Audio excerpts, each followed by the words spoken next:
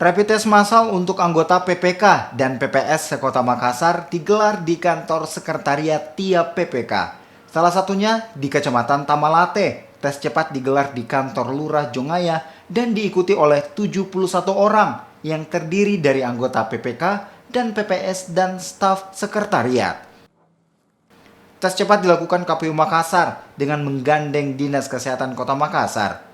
Tes ini diharapkan bisa memastikan kondisi kesehatan anggota PPK dan PPS yang akan bertugas pada 9 Desember 2020 mendatang. Hari ini kami melakukan kegiatan rapid test di seluruh wilayah Kecamatan Tamalate. Intinya ada 38 anggota PPS, PPK ikut terlibat, kemudian ditambah 33 sekretariat PPK dan PPS. Jadi total jumlah hari ini adalah 71. Ini untuk melakukan pemetaan bagaimana daya tahan tubuh dari penyelenggara ad hoc kami, karena kami sadar betul ini tersisa 4 pekan menuju hari H 9 Desember 2020 dan kita berharap dengan pelaksanaan rapid test ini kita bisa mengetahui bagaimana daya tahan tubuh dari penyelenggara ad hoc, karena kita akan masuk pada tahapan-tahapan pemilihan yang sangat krusial. Bagi petugas yang dinyatakan non-reaktif dapat melanjutkan tugasnya.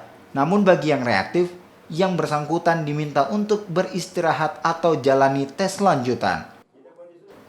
Nila Rustam, Kompas TV Makassar, Sulawesi Selatan.